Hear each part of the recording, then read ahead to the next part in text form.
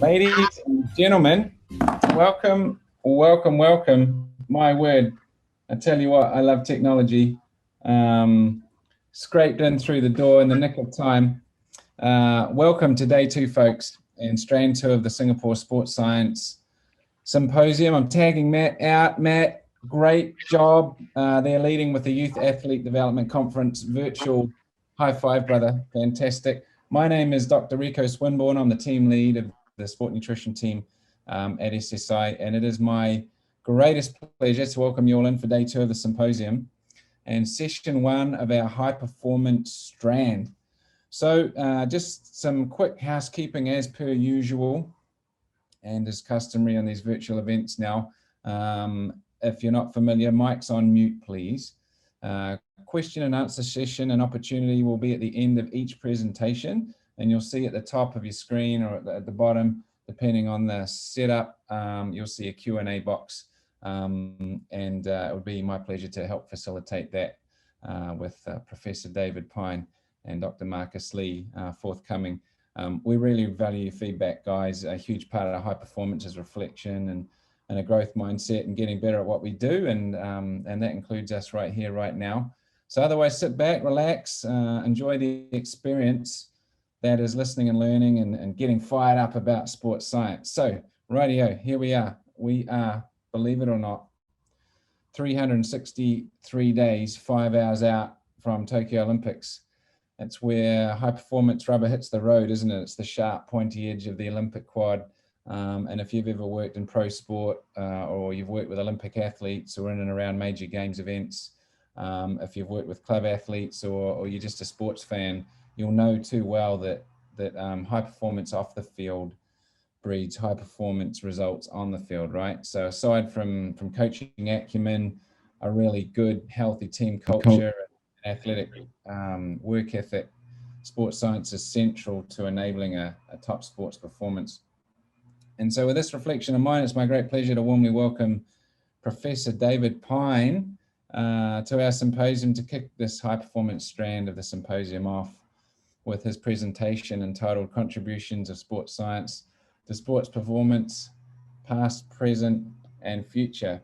So just quickly, some quick background about David. Actually, I didn't get a chance to have a chat with David before we kicked off here because I was still trying to find the key to unlock the door. But I actually met David some years ago now when I was running things for New Zealand Rugby, and we brought David across to New Zealand. And on that particular day, David, I think you shared about probiotics and immunity for elite athletes. Of course, David is a research professor at the University of Canberra Research Institute for Sport and Exercise, otherwise known as UCRISE, in Canberra, Australia. And he has over 30 years of experience as a sports scientist, trained physiologist, attending 4 Olympic Games, currently involved with emerging athletes and coaches. An extraordinary sporting background covering swimming, basketball, rugby, Australian football, cricket, and athletics. David's research work in the areas of exercise and immune system, environmental physiology, fitness and conditioning for sports, exercise, and physical activity. It's all recognized internationally. David's published over 300, that's right, over 300 peer-reviewed papers, an H-index of 65, supervised and got across the line 21 PhDs, foundation editor of the International Journal of Sports Physiology and Performance from 2004 to 2009, and currently serves as a consulting editor. David's a member of the Sport Medicine Australia, Exercise and Sports Science Australia, a fellow of the American College of Sports Medicine. We are just so lucky indeed, David. It's wonderful to see you on the screen. Welcome in. Really looking forward to your talk. I'll catch you on the other side of your talk as we field some questions. The floor is all yours. Thank you very much.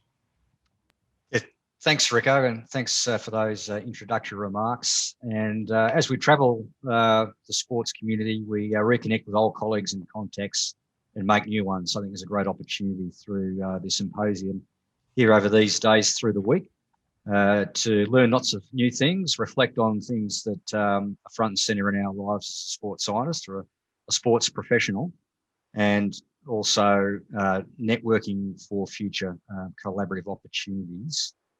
So what I'll do now is I'll bring up my PowerPoint, and if I could just get the share screen option enabled there, and then I can come forward with the technology. And I'll know there's a few people in the audience who I've interacted with previously in the sports science community and the coaching and coaching science community in Singapore. I've had a few trips to Singapore in my professional career, not for a few years, but I do know of the work that goes on in Singapore, and I've been to the Sports Institute and have also been to the sports school. So let me begin by thanking the committee for the opportunity to speak today, and certainly I'll be happy to field questions at the end, and I'll have my email address on the screen ready at the end. Thanks very much to Danny Lum for the invitation, and the institutions and the organising committee. So we agreed on a title of Sports Science to Enhance Sports Performance. And really there's not too much sports science data or complex figures or graphs here. So this is more, I guess, an overview and looking at probably some reflections on sports science as I've seen it, and obviously reflecting that through my time here in Australia. But the opportunity to travel to Singapore and all parts of the world has given me the opportunity to work with some great athletes, great coaches, and meet some great sports scientists. So that's been a great opportunity for Marie, and if I can share some of that today, then I've achieved my task. All right, so just to make the point, I think in this audience we recognise that it's really about partnerships, and sports science can play an important role, but it is about the athlete and the coach. And in Australia, we've used for many years the mantra that it's athlete-centred, coach-driven, and supported by a whole range of support staff. Obviously, our focus today is sports science, but there's a long list of people who qualify in that support area. So recognising our colleagues across the various disciplines, and I will come back to make mention of that really important collaborations and the interdisciplinary way that we do need to work as support staff to support the athlete and coach. Every sport will be slightly different, but there are common elements. So today we're not focusing on specific detail, but we're looking at sports science as an overview. And really it is personality driven. So as well as the unique characteristics of the sport, it's obviously based on the personality of the coach and athlete. So we might have a lot of expertise in our areas of discipline, but it's a real world enterprise. Professional sport, high performance sport, and what we do as sports scientists. And I take in this audience, we do have a lot of sports science staff, hopefully a few coaches, coach scientists, and hopefully some students as well. So I'll try and cover this off in a general sense to convey what I see as some of the important elements of doing a high quality, effective sports science. So one thing I think it's fairly evident is really around the way that we learn and continue learning. And so really, I guess there's two primary ways. So there's the traditional, more academic or school-based empirical learning. And certainly, I guess all of us, even to this day as scientists, are trained through our university degrees and some of our professional courses using perhaps a more traditional empirical learning model. And so that's tried and tested in the basis of a lot of the scientific disciplines. And perhaps on the sporting side, and again to this day, it's really based, the most successful coaches in the high performance based really based a lot on experiential learning. And there are a lot of highly educated, well-qualified coaches, but there is a broad range of, I guess, experiences in the coaching domain. So whether you're a coach or a scientist or whatever role you play in high performance sport, really it comes down to bringing those two things together depending on your setting and your specific circumstances. And as we know, learning continues to evolve quickly. I now work in the university environment in Australia, so I work with colleagues who know a lot more about these things in the teaching and learning and the pedagogy space. And we know that's just changed quite rapidly, and the way that the young children learn, obviously in primary school, high school, and even in the university sector. So people don't like traditional lectures with lots of information. So there is a place for empirical learning, but certainly experiential learning. And now in sport, I think that's not new, that you learn as you go. And so we've always encouraged our sports scientists during their training in the early part of their career, you learn by doing. So again, in the university sector, there's a lot of emphasis these days here, and our program is called Work Integrated Learning. WIL is the acronym, Work Integrated Learning. And so our students have to do between 200 and 500 hours in their 3-year bachelor degree, so that first undergraduate degree. So it is a strong commitment from the student and the university and our industry partners in high performance sport. And certainly we've been very fortunate in Australia that we've got a fairly well-established system now for blooding our emerging sports scientists. And so that experiential learning is really critical, and there is a place, as I say, for the empirical learning. And these days, I guess in the middle is more now professional accreditation. So again, that's not something that's brand new. So in Australia, we have our professional society, which is Exercise and Sports Science Australia. As Rico mentioned, I've been a long-time member of the American College of Sports Medicine. I'm also a member of the European College of Sports Sciences. And that's not unusual. So I guess as I travel around in the high performance space, I'll often bump into colleagues at one or more of those forums. So that professional learning is important, I guess, to complement the empirical learning and experiential learning opportunities. So nothing new there, but I think you've got to try and maximise the opportunity, for you as an individual sports professional, but obviously it's doing this in a collegiate way. So either locally, be it in Singapore or here in Canberra, I'm based down in Australia, or wherever it is. So look for all those opportunities around empirical, professional, and experiential learning. So Danny asked me just to sort of reflect back on the past, and I think that's a good thing to do. We all appreciate that. That if you ignore history, then you're imperiled to repeat past mistakes. And obviously, if you do speak with people who've been around for quite a long time, there's so much knowledge and experience to share and learn from. And so there's a lot of recycling goes on in the world. And whilst there's rapid developments in society, in sport, and in sports science, and I'll touch on the technology in a little while, that you do need to be a bit of a student of the past. So those of us have been around quite a long time. I guess that's our lived experience and a shared journey, with coaches and athletes that we've embarked and gone through that journey together. But even, I guess, younger sports professionals, you can take time to either engage, with the elders or to access that material. So the history of sport and sports science, I think, is there and it's accessible. And that might be where you need to go back and look at one particular aspect. I'm doing some work around periodisation, a perennial topic, and looking back at the work that's being done in the past, over the last 5, 10, 20, 30 years in programming of sports and periodisation related to my area around exercise physiology and training loads and so on. So there's a lot to be gained by looking in the past.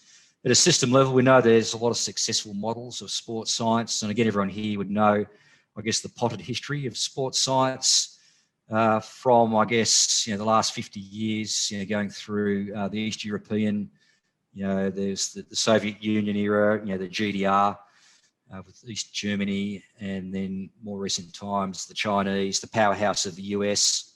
There's the successful Western Europe nations. There's the successful Asian nations. And then there's small to mid-sized countries that do pretty well. Australia's one of those, and Singapore is another. So, and that's what people in sport do. You look at successful models, and that's a good way, I guess, to benchmark yourself and see, it's a strengths and weaknesses approach, a SWOT analysis, to use that jargon.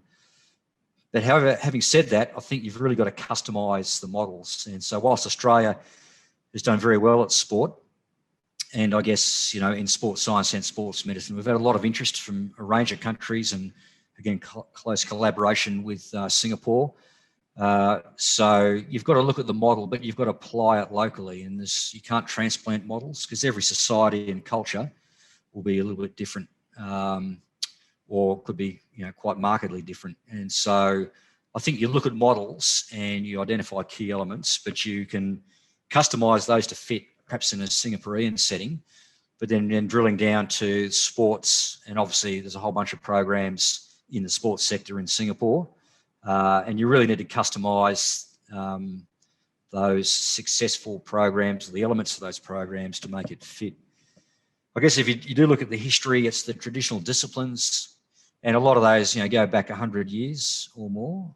So in my discipline, physiology, and there was, some rudimentary physiology done 100 years ago.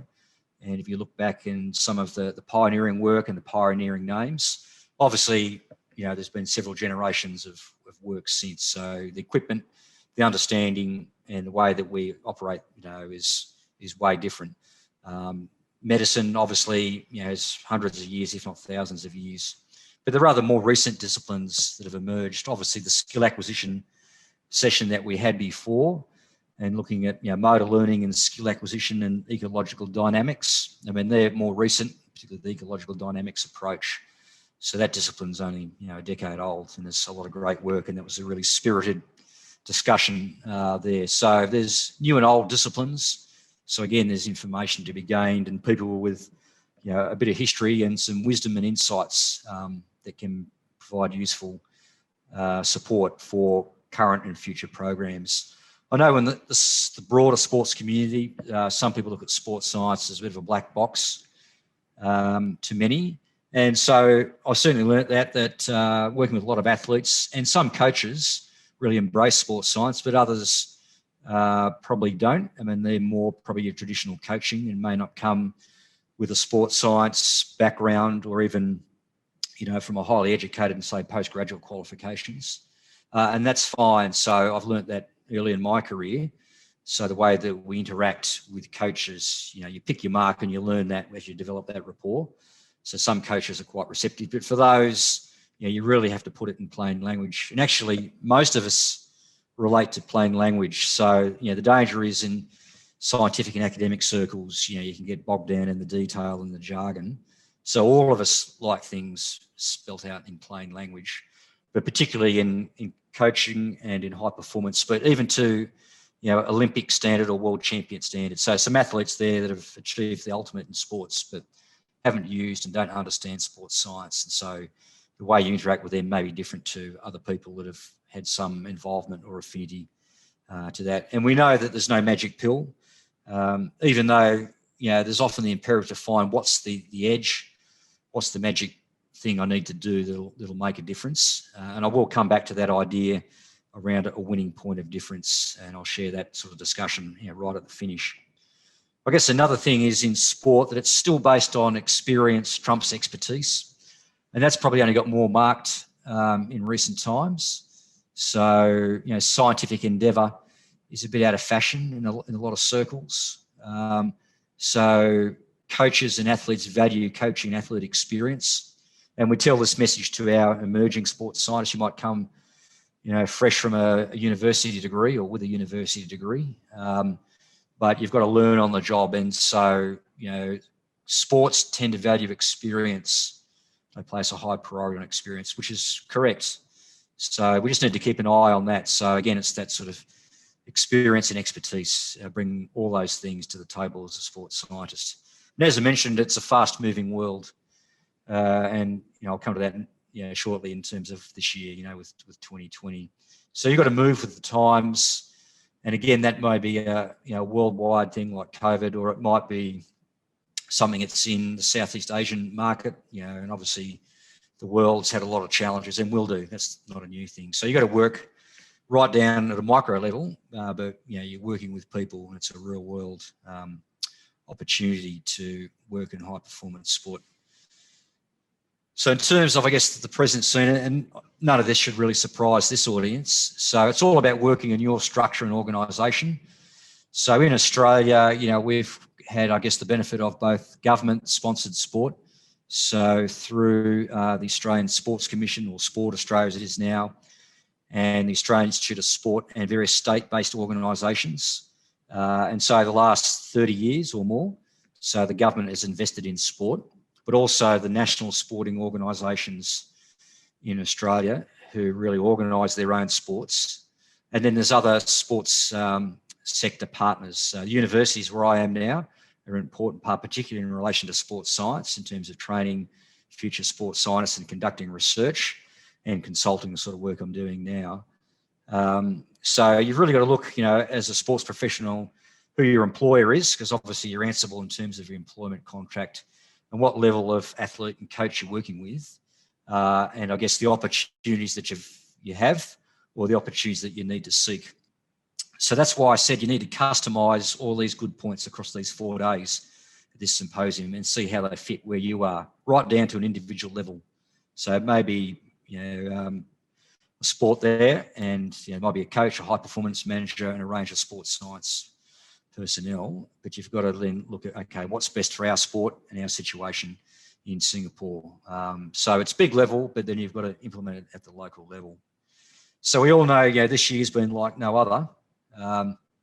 And so that's definitely challenged, you know, everyone in society, and certainly in high performance sport. And that's still evolving, isn't it, at the present time? So fortunately in Australia, we've gone through a second wave and we've come out the other side. So we're in a good space now. And I know Singapore is in a pretty good space, but we look at a range of the other nations into Europe, into the US, you know, India, Brazil.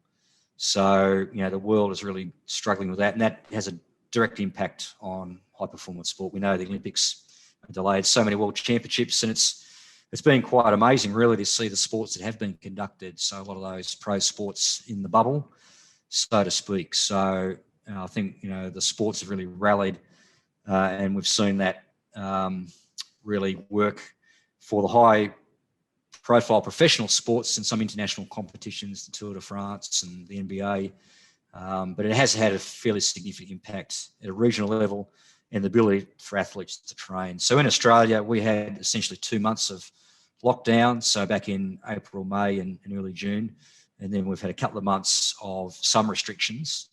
And we still have some travel restrictions, both internationals, no international travel for Australian athletes. So locally, people can get around and do their training, but competitions are still severely impacted. So that's going to continue, I think, into 2021 from all reports. So that's a front and centre challenge at the moment. I guess a broader issue based on my involvement is, I guess, the way that high performance sports change. It's big business now. So again, I'm not saying anything you don't know. And so big business means, you know, money, commercialisation. It means sport is a lot more corporatised now. So the old amateur era of sport has largely disappeared, you know, for, I guess, this audience. You know, you're a sports professional, and so you have an employer, there's obligations, and you're working in a fairly dynamic system.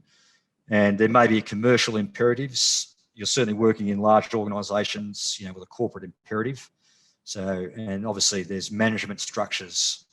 And so that's the nature of sport. We certainly have that in Australia, you know, as a highly organised nation and a leading sporting nation. And you have that in Singapore. You know, you're a first world country there in terms of your business, you know, and your sport and how things are organised. So, and maybe these are things as you get along a bit and you climb the ladder and you get into management and leadership spaces, then you're dealing with a lot of management and corporate issues. And so I try and shield some of the junior sports scientists.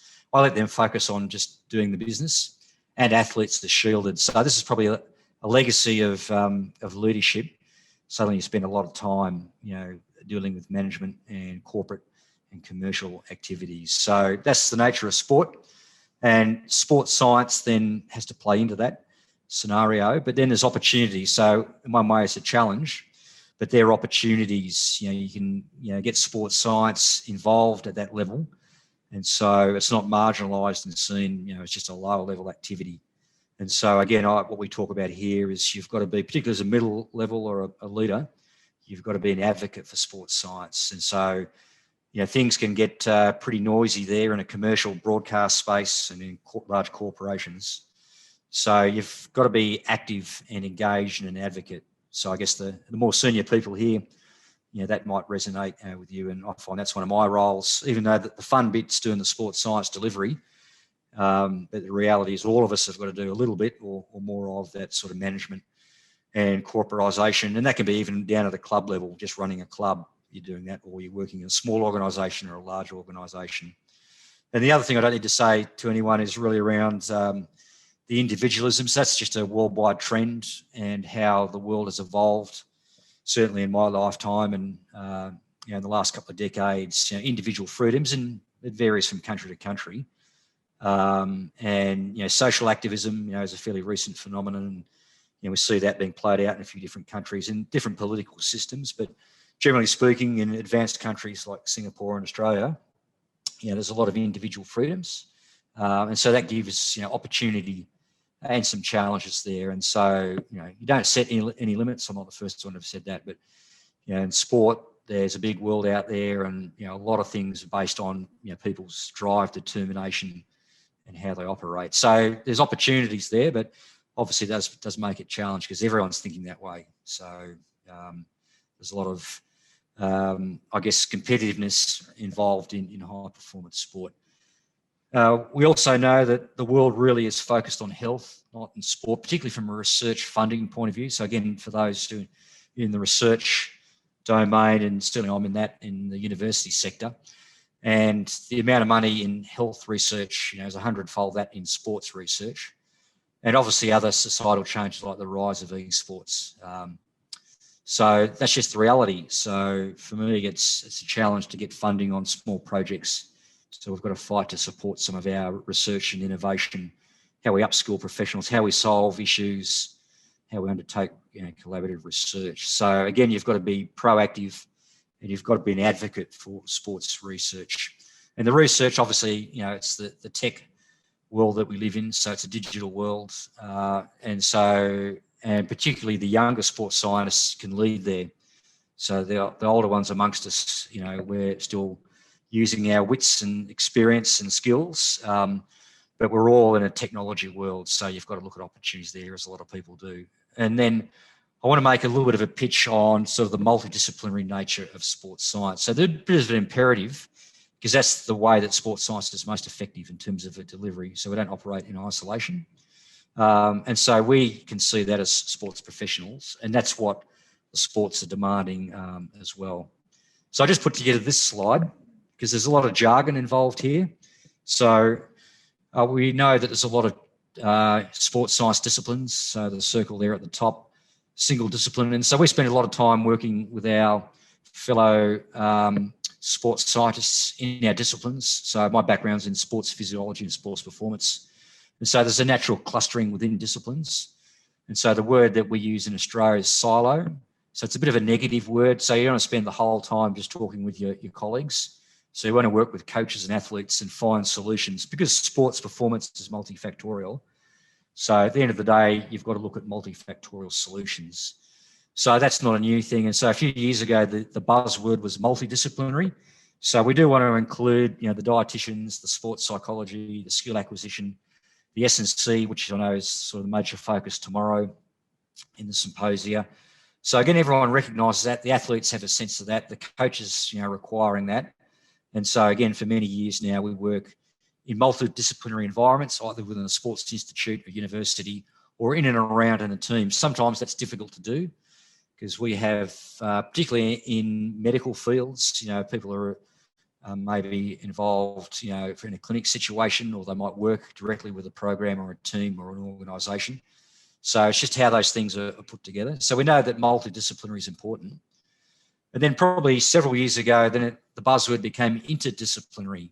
So just having access to a whole bunch of experts is fine, but they were still sort of working in isolation. And so then the term and the mantra became, all right, we want everyone operating interdisciplinary fashion. So if you're working with an athlete, and that's where we would work, the S&C and a physical therapist would work together with a doctor, a physiologist might work with a dietitian, looking at body composition and advising athletes on training and so on. A skill acquisition might work with a biomechanist. So you can see there's some natural alliances there, but it's not just people working in isolation, but it's interdisciplinary. And then in more recent times, in the last couple of years, it's gone to the next level. So this evolution, and now I guess the terminology is transdisciplinary. And you can see at the bottom there, there's just a bit of a description there around definitions. And so the transdisciplinary is sort of the high order, or the highest order, around integration. And I just highlighted the word there around transcends. So, things can be busy. So if you're looking at a Singapore Sports Institute or the Singapore Sports School or any high-level sports program, there's a lot of activity goes on, but you have to dig down a little bit to find, is it really interdisciplinary or truly transdisciplinary, where it sort of transcends just people delivering a service. So again, some terminology that we use a lot in Australia. So there's a lot of sort of service delivery goes on, but high performance sport demands more than that. So some of these things are jargon and buzzwords, but I think you can follow my argument there that you really need to be doing all these things at different times. So a lot of work will be in isolation as a single disciplinary, but there's communication and engagement, multidisciplinary, and then some true collaboration, interdisciplinary. And then I think the holy grail, which might only occur in a minority of occasions, but they're probably the most impactful or the most productive or the most valuable, would be a transdisciplinary collaboration. I couldn't get past today without one reference to the US. So the whole world is watching what's happening in the US today, probably with equal measure of fascination and horror. And you might have seen the pictures in Washington, they're boarding up the shop fronts and other businesses there. So all that's going to play out in the next 24 hours. And I came across this, it's actually a monograph, it's a 200-page monograph by the RAND Corporation, so private enterprise business, a big one in the US, and this was published about 2 years ago. And there's a quote there, so it's really about the challenges that sports science face in the modern world, and we see this probably worldwide, but obviously it's playing out a lot in the US. So it's just around this disregard for facts and science is a bit on the outer. For a long while, sports science was trendy, but it's been challenged, and that's, climate science, and you pick a discipline of science. And so, this is an ongoing issue around whether the world just works on opinion or anecdote, or it's based on objective facts and rigorous analysis. So a really interesting monograph. So Kavanagh and Rich were the authors there. And right at the end, they offered some solutions, and I just copied and pasted that in, but you can see how it's got a sports science context. So looking at the history and international analogues. So what do we know? What's the history of sports science? What are the world's best sports science programs doing, high performance sport? Then we've got to look at data. We're an evidence-based primarily, not exclusively. And obviously there's a lot of data science, statistics, data analysis. So that's really evolved quickly. And then it's understanding what's going on. So that's maybe where our disciplinary specific expertise comes in, and then looking at processes there and understanding what's going on, and then sort of sharing that information. So how we interact with each other and how we share that with the sports system and our athletes and clients. So it is a bit of a challenge at sports science. So we might have had a bit of a golden period, but I think we're now, we do have some challenges there to justify what we do. And that's a good thing to be justified, because it does make you look within and how do we do sports science better. So that's a really interesting one, and you can search that one up, the Truth Decay. And the third area that Danny asked me to speak to was, I guess, some observations on the future. And I just highlighted a couple of thoughts there. And again, probably nothing new there for this audience. So it is a remote digital delivery, and how everyone's embraced Zoom. I'm very happy to say that I became a Zoom Pro exponent in 2019. So I didn't wait for COVID. So I don't claim to be tech savvy, and a lot of my students are way ahead of me. But obviously we all work in a digital world. So, Zoom and Microsoft Teams and the various software platforms, obviously tech driven, as we've said. So, and people are looking for that. It's sometimes probably too much, that there's cheap tech solutions that can take a lot of time and not yield a lot of information. And we've all drowned in technology and data. So I guess those things are being recalibrated now. So, second, third generation tech, we don't go in so blindly. Another, I guess, the way of the future is athlete centered. So you know how most medical records stay with a doctor or locked up in a cabinet, or these days in a server. So your medical records in the medical system would be a GP in a hospital and a medical centre. And, sports records would be at the Sports Institute or with a sporting organisation. So they don't reside with the coach or the athlete. I mean, there's a lot of information on laptops and so on. And so there's been a lot of work and words said about data management. But these days, things are moving to athlete-centred. And an example there might be the athlete biological passport, in sports medicine. And so, these digital solutions are coming quite quickly now. So if you're still doing your sports science in Excel on a laptop, then that's, probably the old way of doing things. And so we want information that can be used readily. And that requires a lot of IT support. And, we all bemoan IT and we all have our moments. As I did at the start of this symposium talk. But that's the way things are going. It's athlete-centred in combination with the tech tools. I've mentioned about the integrated model. It's that transdisciplinary approach. And I've also mentioned about, whilst we're looking to the future, we've still got to look at the past. So that's where I think it's important to step back. You're dealing with short-term problems, what's happening today, but you're looking ahead to the next cycle or the next season or the next Olympics, but you're reflecting back on what's gone before. So I think it's really good to be a student of history whilst we're trying to find the solutions for the future. Just coming back to, I guess, some sports science, and there's three just quick mentions I'm going to make here. This is all recent material featured in the British Journal of Sports Medicine with their wonderful series of short editorials. And aren't they great? A page and a half can be read in 5 minutes, and challenging and topical. And that's why BJSM has probably got the highest impact factor of any of the sports science medicine journals. And they're pretty clever about the way they do that. So there's a recent article here about evidence. And so I'm not going to go through all these in detail, but these should, again, just resonate with the sports science audience. We're interested in, I guess, what causes or what are the reasons why people are successful. How do you train? Why are people the winners successful? So that's causation and association and uncertainty. So that has a sort of a real world interpretation, but it's also got a statistical interpretation. So correlations and confidence limits. And it's really about, I guess, the repeatability of those. And so, there's a whole story about if you go back and repeat studies, you get a different finding. So John Ioannidis, if you follow that debate, around the crisis in science, around replication.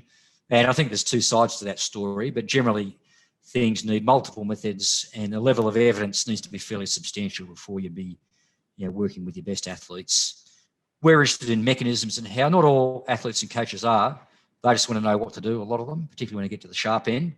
But that's probably one of our prerogatives, is to understand why and how the advice that we give and how athletes prepare and train. So that is a requirement of sports science. And we need to do that translation piece. So things that work in the research domain, they've got to be tested and trialled and implemented in the real world. So again, that's that local implementation piece, which is pretty important. And often things don't translate fully. So something that might work in one setting may not necessarily work in another. We are interested in high-level factors. So particularly, I guess, some of the physical sciences and the biological sciences. But at the end of the day, this is a people business. So you're working with a coach and an athlete and other officials. So the way that you translate and implement and engage is more in that behavioural and social element. So just the fact that you've got world-class expertise in one small area, but that's probably limited value unless you can implement that and contextualise it. We are interested in case studies and case reports. Science sort of favours systematic reviews, but high performance sport looks at successful. So we want to know about gold medalists and world champions. So that is important. And I think there's increasing recognition of that, was what this article made mention. So, outliers are not a thing to ignore. They're a thing to embrace, and certainly in sport, because they're the winners quite often. And we are interested in athlete stories and coach stories and official stories. So narratives and I guess the phenomena of successful sports science and sports performance. And as I said, we are looking at both retrospective and prospective. So we're just not coming, this is what you need to do now, but we want to take a more temporal, longer term perspective. So some really good connections there, and that could be in a scientific domain, but then trying to interpret that for the coaches and athletes that we work with. The second of these little short editorials was just about competition and cooperation. And we know that that's why I'm here, and you're a range of other invited speakers. And that's what high performance sport actually benefits from, and research as well. It's from cooperation. So even though we know sport's highly competitive, and sports science is competitive, and academia is certainly competitive, but at the end of the day, that's the superficial view. And so you've got to work with the best people. And Singapore does that well. I mean, you're at the crossroads there, right on the border. Was it 1 degree north of the equator? You guys know that. And you've got to do that down not only at a group level, like you're doing here, but you've got to do that as individuals. So it's really about seeking out cooperation and competition. And obviously that can be in different domains in research, looking at data, how things might be, sharing of resources, sharing of knowledge, and coaches like doing that as well. So sometimes these things are frowned on. It's about protecting your IP and your knowledge. But most of the top sports professionals, world-class athletes, Federer probably talks to Nadal, talks to Djokovic, maybe not all the time, but those guys probably swap notes and compare experiences. We do that in sports science and across all the different disciplines involved. So definitely, I think competition and cooperation is key in sports science, in sport, and in academic research. And just the last one of these editorials is looking at connecting researchers in sports. So again, this is an area that I'm heavily involved with now. I mean, I was a frontline practitioner and researcher for many years, and now I still consult. I still do a little bit of work, I'm happy to say. So I am still a frontline practitioner. So I do some consulting in one of our emerging sports here, which is really good. And I'm primarily involved with research and a bit of consulting. And so there are these processes and flow charts. And so everybody's seen this. It's not just about, doing a nice little research project and then that's the end of the story. So it's all about dissemination and translation into high performance sport. But then there's a broader responsibility, and the world now lives in social media. So at our university, we've changed the rules. So before you couldn't go to the media until your paper had been published in a peer-reviewed journal. So for many years when I came through as a student, and so it was a real priority not to release publicly until it had been published.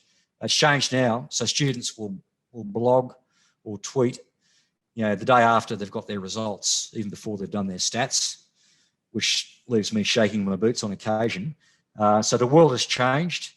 So there is an imperative to get exposure. Remember, that's that commercialisation piece.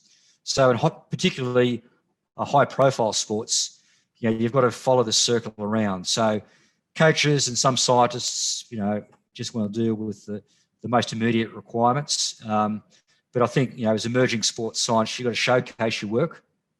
And the world has changed a lot since I was a student a couple of decades ago. So you've got to engage in that process around connecting researchers and then broadcasting what you do. And remember, I said about the importance of being an advocate, not only for your own work, but being an advocate for your sport, your coach, your athletes, and your discipline and the profession more broadly as sports science. And I just wanted to finish with a couple of, personal observations. So these are sort of things, and you see lots of quotes, don't you, when you go around change rooms in the world, and high performance sports thrives on this. So there's a lot of these things accessible when you get in motivational speakers. And I don't particularly claim expertise in this area, and there's people who make a living from doing this. I'm more your standard sports scientist, and I'm really delighted to have the opportunity to share a few perspectives. So some of these are more my own things about, you've got to be curious. You need a strong desire to know and learn and how do we do things better. And that's what the top coaches are. They're curious. They're just not doing the same training they've done every other year. There's a lot of coaches like that. But the leading coaches, they're always scheming and thinking and learning, either up front or sometimes surreptitiously. So curiosity, not every hour, every day, but you need that in the mix a lot. Just thinking, I wonder how that works or why that works. Or why is that athlete getting better and why is this athlete struggling? So I think curiosity is something I just reflect on. Looking back, so I've made a couple of mentions on that. So it's easy when you've got a lot of history. That's just, a part of aging. But you got to take the opportunity, even if you get to a competition, and then you reflect back, okay, so there's the result. What is it about our training? Now, we do that off Olympics, I'm sure, at the end of seasons. So some of those are done at a team or a sporting organisation level. So they'll review the preparation and what went on. So you can do that either individually or in your professional responsibilities. And there's no doubt you've got to be determined. And so whatever your role is, coach, athlete, scientist, official administrator, you won't succeed in a high performance sport or any other professional endeavour. And again, that's what we see of Singaporeans. They were hard workers and they're very determined, both in the education setting. So the standards of education are probably higher in Singapore than they are in Australia by the world guidelines. So we think, well, the education and the sport, as we're hearing, over these few days, there's a lot of smart, determined people, which is great. And then obviously being thankful. Again, not every coach and athlete or even sports scientist, that's something that I espouse to. And that's for this cooperation piece. So I think it's just being a good team player. I just want to finish with 2 slides. So one of my mentors, Bill Sweetnam. So Bill was my first high performance coach and I still work with Bill. So he's semi-retired now, but still very active mind, and he's learned Zoom, and so very active in social media and online space. A couple of things there. Again, these are his words, so I designate this slide to him. So assume nothing. So you've got to be quite determined and dogmatic and trust no one. So right at the cutting edge. You've got to work with the best people. I think that's pretty obvious. Again, that gratitude element. So acknowledge the hard work and efforts of people in and around your program. Respect your opposition. And Bill would also say exploit them. If you haven't achieved success, don't criticise those who have. So, you've got to value, the winners and the successful people and respect them. And it's about character and attitude is really what you are. So I guess they're internal qualities that we can reflect on. And reputation takes care of itself. That's what others think you are. So you can waste a bit of time worrying about your reputation, but I do think you need to take care of your character and attitude. And then a couple of other ones from Bill. And again, it's this curiosity piece. So learn something new every week. I work with swimming and I go on the pool deck twice a week and I bring people in and they think swimming is the most boring sport ever because it looks like people are going up and down with their head in the water following the black line. And then the swimmers know, why they enjoy the sport and the coach. And so, it's just something that you learn and becomes ingrained. So I'm trying to see what's going on and think and learn something new and the why and how, what's going on. So what are those swimmers trying to do? What is the coach doing? What's my advice going to be? Another coaching one there is with Bill, go softly with a big stick, but use it sparingly. And so again, in sports science, probably a different dynamic. So in coach, you've got to be up front and you've got to be quite strong in that. Sports science has got a different dynamic for the most part. Again, it depends on you as an individual and your setting and even your culture. So, Singapore is probably a bit different to other nations. Train with accuracy and coach with empathy. So sometimes there's this old stereotype of really demanding coaches barking orders, but my experience of gold medal coaches is empathy is a key element. And we all make mistakes, so getting it wrong is not fatal. And so there's an opportunity to improve and learn. Again, that's just a fact of life. And just my tips for emerging scientists, so this is more my list than Bill's. And I mentioned this at the start, so you keep learning as you're going along. So learning is not something you do at school or at university or a course for your sporting organisational program. And I'm happy to say that most of what I've learned has been through experience. So I've done a lot of empirical learning, but I think at this point in my career, I've learned a lot from doing, and a lot of that has been with coaches like Bill Sweetnam and many others across swimming and other sports. You learn a lot from your interactions. And again, I commend you for your initiative here with this symposia, and that's across all borders, so locally, nationally, and even internationally. The cross-discipline collaborations, that's the transdisciplinary piece. You've got to look at other sports, so you can get boxed in. I've been very fortunate. I've had a couple of major sports, and in other sports I've worked with just once and then tried to learn something from them and then offer them an outside perspective. So I'm very happy to say I'm not an expert in this sport, but I've learned a few things and I can give, and most people are quite interested to hear that, an outside the box perspective. Find a mentor. I've had one with Bill Sweetnam for a long time. and be a mentee as well. So find your own mentor and be a mentee. The international networking. At the end of the day, what the coaches in high performance sport is, they want to find something that makes a difference. So Bill calls that the winning point of difference. In university speak, we talk about impact.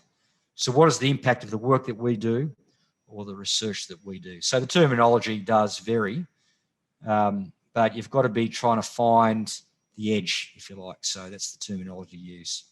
And I'll leave you with this thought. So from my colleague, Patrick Hunt, another Australian colleague who's Vice President of FIBA, the International Basketball Association, a long-time coach and coach educator, who's probably done more coach and sports science symposia than most people I can think of. And this was his finishing piece. He used to leave this with the coaches and the attendees. So I'm going to do the same here. So, and I know you've still got another day and a half to go on the symposia. But the danger is you go, gee, that was a good symposia. That was a good talk. I enjoyed that. And you're thinking, oh, that's something that I'll probably use. There's other things that are not that relevant. But you want to take those ideas. And Patrick's idea was to challenge everyone to whatever ideas that you picked up is to implement them. And so he challenges all the coaches or sports science to go back to your program. So next week, go back to your sport, your school, your institute, your job, your clinic, and actually implement one of the ideas that you've heard this week from amongst all the talks and the discussions. So do it now rather than saying that's a good idea and then go back to doing what you were doing last week. So I'll just put that out there. See if you can take at least one thing and implement it next Monday. Don't wait. There's other things that you go, actually, I need to think, and you need to discuss that in a transdisciplinary way. So that might be to go to the coach, go to your colleagues, maybe even talk with experienced athletes, talk within your organisation. You might need some resources. You might need to purchase some equipment. So that's something that you can do soon. But again, don't forget it. And there's other things that probably are more long-term. That might be for next year. It might be for after the Olympics. So that's for the next Olympic cycle or the next group that's coming in a school program. So that's, I guess, a long-term strategy. So I think it's a really nice way just to get people to be active. So rather than sitting passively and soaking it all in and being encouraged and hopefully motivated, but take 3 of the best ideas that you hear across these 4 days and see how you can implement those starting next week. So thanks very much. That's my email address. I'm very happy to take some questions now, but I'm always available online at that address. And again, I thank the organisers for the invitation and I thank you for your attention. David, thanks so much, mate.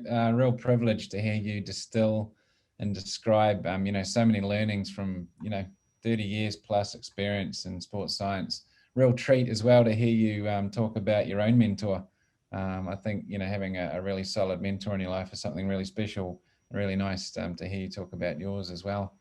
We have, you touched on swimming there, and that's a good thing because we have one question in the chat box that's specific to swimming. I might just read it out. In a sport like swimming, where do you see the role of nonlinear pedagogy in ecological dynamics?